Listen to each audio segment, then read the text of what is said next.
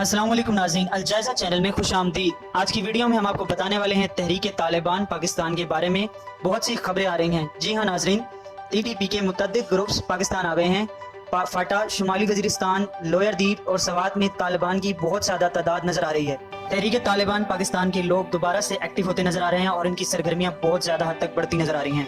और इसका बरमला इजहार किया है पाकिस्तान तहरीक इंसाफ के चेयरमैन इमरान खान साहब ने।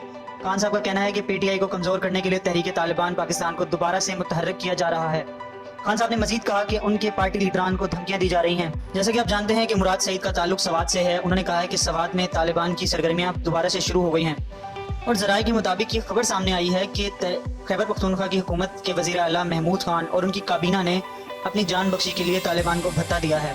तालिबान ने उनको धमकियां दी, उसके बाद उन्होंने अपनी जान बचाने के लिए तहरीक तालिबान पाकिस्तान को भत्ता दिया है। जी हाँ नाज़रीन, अंदाज़ा लगाएं कि बहुत ही खतरनाक और अजीब व गरीब लहर पाकिस्तान में शुरू होने जा रही है, जो कि बहुत ज़्यादा तकलीफदेह है। कलअदम तहरीक तालिबान पाकिस्तान के लोग छटे हुए सर्टिफाइड दहशतगर्द हैं, जिन्होंने भारत की ईमा पर पूरे मुल्क में खून की होली खेली है। इन्होंने पाक फौज समेत मुतअद्दिद इदारों पर हमले किए हैं, बेशुमार पाकिस्तानियों को शहीद किया है। पाकिस्तान की फौज, पुलिस और अदलिया तीनों इदारों पर बेशुमार हमले किए हैं। याद रहे कि पाकिस्तानी हुकूमत ने और पाक फौज ने मिलकर पाकिस्तान और अफगानिस्तान के दरमियान एक बाड़ लगाई थी, जिस बाड़ लगाने के अमल में मुतअद्दिद बार पाकिस्तान आर्मी के जवान शहीद हो चुके हैं। इस बाड़ लगाने के बावजूद तहरीक तालिबान पाकिस्तान की सरजमीन में कैसे दाखिल हुए, बहुत से सवालिया निशान जन्म ले रहे हैं। पूरा पाकिस्तान इस वक्त शौक में मुब्तला है कि हर पाकिस्तानी ये पूछ रहा है कि ये लोग कहाँ से आए हैं, ये किसकी ईमा पर काम कर रहे हैं। क्या तालिबान के साथ हुकूमत पाकिस्तान का कोई मुआहदा तय पा गया है या रियासत पाकिस्तान और हुकूमत पाकिस्तान ने सरनगू कर लिया है। बहुत से सवालात जन्म ले रहे हैं।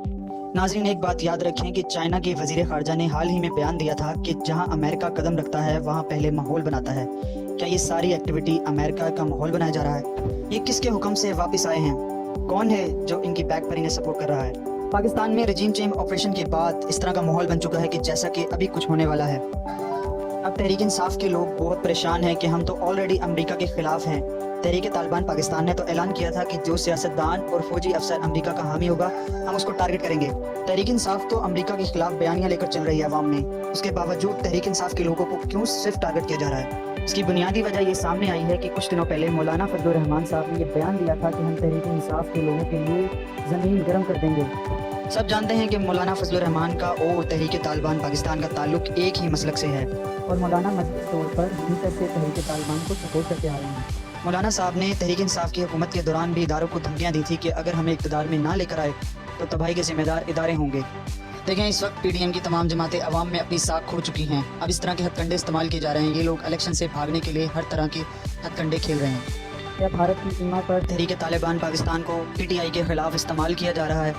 कलअदम तहरीक तालिबान पाकिस्तान के मुतअद्दिद ग्रुप्स को भारत की सपोर्ट हासिल है। इसके साथ साथ भारत की सपोर्ट शरीफ खानदान और मौलाना फजलुर रहमान साहब को भी हासिल है। पाकिस्तान के ताकतवर तरीन हलकों को देखना चाहिए कि पाकिस्तान को इस वक्त किस तरफ धकेला जा रहा है। देखने का शुक्रिया। वीडियो पसंद आए तो लाइक ज़रूर कीजिएगा।